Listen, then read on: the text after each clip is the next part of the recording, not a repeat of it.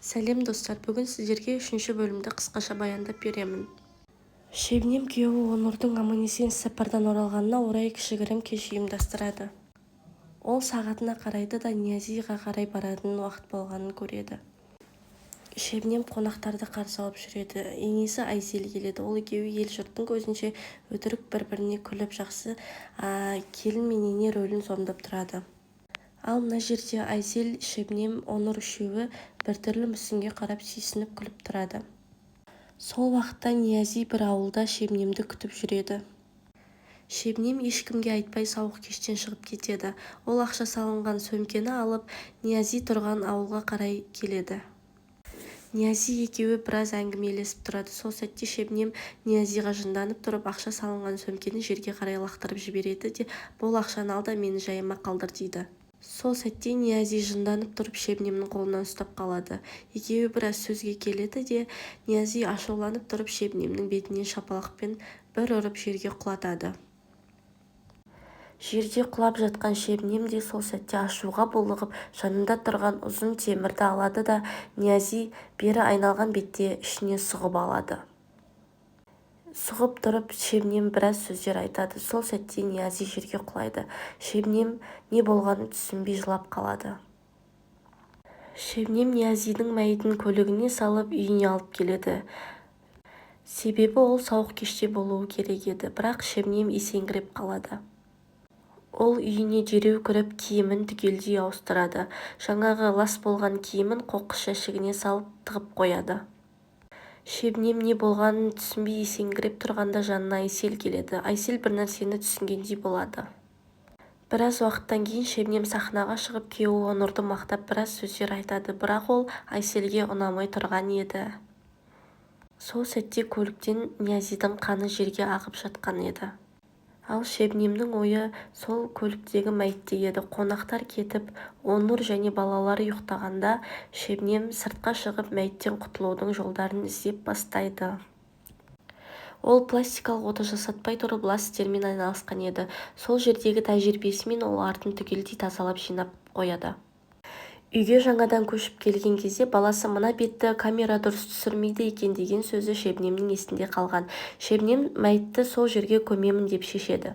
Мәйітті түсіріп жатқан кезде Ниязидің пышағы жерге түсіп қалады. Шебнем жерді қазып дайындап жатқан кезде кенеттен баласы оянып кетіп жанына келеді. Бірақ Шебнем баласына көрсетпей, баласын алып кіріп үйге ұйықтатып, қайта шығып Ниязидің мәйітінен құтылады. Арада 10 күн өтсе де Шебнем әлі есін жия алмай жүр. Себебі ол қылмыстық іс істеп қойды. Ниязиді көмген жеріне барып кетеді. Ол Ниязиді көмген жеріне гүлдер отырғызып тастаған. Бұл бөлімше, бұл жерде Месут комиссар істейді. Месуттың досы Йылмаз бір адамның жоғалғаны туралы Месутқа айтып жатады. Месут құжатты алып қарап отқанда ол Ниязи екенін көріп, "Мен бұл адамды танимын, ол селоға қатысы бар, мен бұл істі өз қолыма аламын және аяғына дейін жеткізбей қоймаймын" дейді. Месут Ниязидің көлігі соңғы рет тоқтаған жерге барып айғақ іздеп бастайды. Және ол Шебнем сұхбат берген журналды көріп қалады да Йылмаздан сұрайды. Және Шебнемді іздестіріп бастайды. Әрине табады. Шебнем қалаға қарап шарап ішіп ойланып тұрған кезде жанына Рохо келіп, "Шебнем ханым, сізді бір кісі іздеп келді" деп айтады. Шебнем түсінбей қалады және кірсін деп рұқсат береді. Сол сәтте Месут Ниязидің мәйіті көмілген жерге қарап тұрған еді. Ол бір нәрсе түсінгендей болды меніңше. Арт жағынан Шебнем келіп екеуі амандасып жатады. Месут атын айтқан бойда Шебнем балалық шағындағы Месут екенін түсініп, тура сол көзқараспен Месут мырзаға қарап қалады. Екеуі бір-біріне көз алмай біраз уақыт қарап тұрады. Шебнем Месутқа "Мен баламды мектептен алып кетуім керек, содан кейін сөйлесейік" деп Рохоға табыстап, өзі мектепке кетіп қалады. Рохо Месутқа кофе алып келіп бергенде Месут Роходан "Шебнем қандай адам" деп сұрайды. Рохо түсінбей "Жақсы" деп жауап беріп тұрғанда Шебнем де баласын алып мектептен келеді. Месуттардың жанына барады. Шебнем ақсаңдап, әрең дегенде диванға отырып жатқанда Месут бір нәрсені түсінгендей болып, "Аяғыңызға не болған?" деген сияқты сұрақтар қояды. Өзара әңгімелесіп отырады. денсаулығыма аса қатты көңіл бөлмеймін, сол себепті аяқтарым ауырып жүр деп өтірік сылтау айта салады. Шебнем Онурға хабарласып, үйде комиссар жүр, сен тезірек келесің бе деп айтады. Екеуі сыртта Онурды күтіп отырған кезде Месут ана жерге гүл жаңадан егілген сияқты деп көрсетеді. Шебнем қобалжып кетіп, мен гүл отырғызғанды жақсы көремін, және ол менің сүйікті ісім деп айтады. Месут Шебнемге біртүрлі сұрақтар қойып бастайды. Шебнем болса қобалжып кетіп, өзін нәзік көрсеткісі келіп, мен қан, зорлық-зомбылық дегеннен қорқамын деп жауап береді. Кеш батып Онур да үйге келеді. Екеуі амандасып, біраз Ниязи туралы әңгімелеседі. Ондай адам менің жұмысымда болмаған деп үйден шығарып салады. Сол сәтте Шебнем Месутты көлігіне дейін шығарып салуды өтінеді. Екеуі жолда біраз әңгімелеседі. Сол сәтте Месут Шебнемнің ақылды әйел екенін түсінеді. Бірақ Шебнем Месуттың көзіне ақымақ көрінгісі келеді. Бірақ ол іске аспайды. Сол сәтте Месут бір нәрсені түсінгендей болып сыртынан қарап тұрып қалады. Ал мына жерде досына ол пластикалық ота қанша жасатса да бәрібір бір нәрсе дұрыс емес деп айтып жатады. Шебнем балаларына қайырлы түн тілейді де өзі шарабын ішіп біраз ойланып отырады. Ниязидің айтқан сөздерін ойлап, жаман күйзеліп отырады. Ал Месут болса Шебнемнің айтқан өтірік әңгімелерін біраз анализ жасап отырады. Шарабын ішіп масайып қалған Шебнем Ниязиді көмген жерге келіп отырады. Ниязи елес болып көзіне көрінеді. Масайып қалған Ниязидің елесіне қарап, сен тірі ме едің деген сияқты сұрақтар қояды. Екеуі өзара біраз әңгіме айтады. Ниязи Шебнемнен Онурмен қалай танысқанын және қалай бай адамды өзіне қаратып алғандығы жайлы сұрап отырады. Ал мына жерде Шебнем Онурмен қалай танысқаны туралы, қандай жағдайлармен қуантқаны туралы айтып отырады.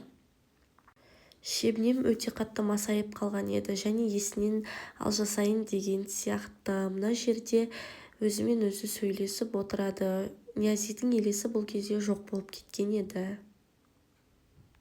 Келесі күні Шебнем балаларына таңғы ас беріп жатқанда Месут жазады. Мен көзілдірігімді сіздің үйіңізде ұмытып кеткен сияқтымын. Барып іздесем болады ма дейді. Шебнем рұқсатын береді.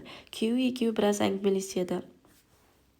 Шебнем сыртқа шығып кеткен кезде Онурға хабарлама келеді және ол телефонына қарап қатты қобалжып кетеді.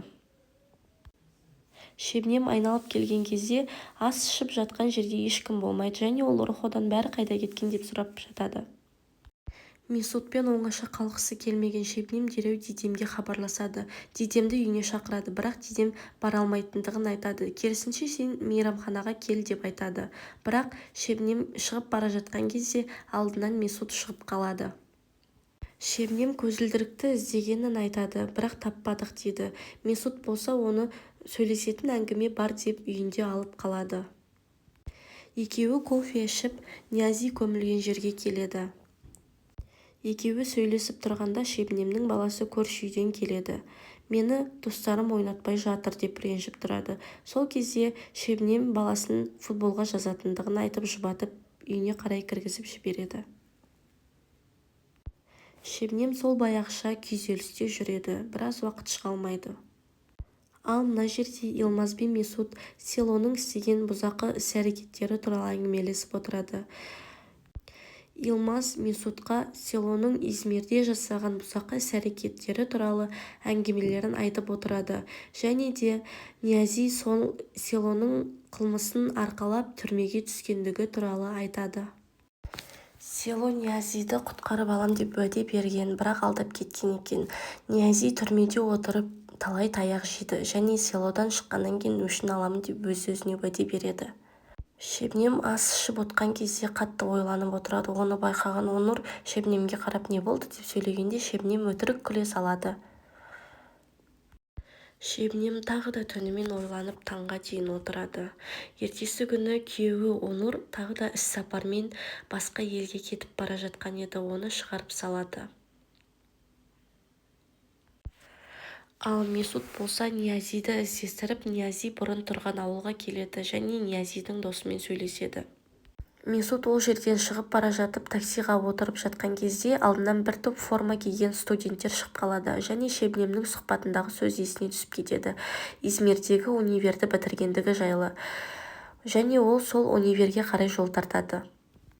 Универдің кадр бөліміндегі хатшыға барып шемнем туралы іздестіреді. Хатшы шемнем деген оқушы бұл жерде оқымағандығы жайлы айтады және архивті қарап жатқанда жанына шемнемнің ағайы келіп қалады. Месут ол кісіден де сұрастырады және суретін көрсетеді. Ағайы болса бұл адамды танымайтындығы жайлы айтады. Бірақ ағайы іштей бір нәрсе білетін сияқты көрінеді. Месут бүткіл журналды, бүткіл құжаттарды қарайды, бірақ таппайды. Сөйтіп Месут та кетіп қалады. Осымен 3-ші бөлім тәмам.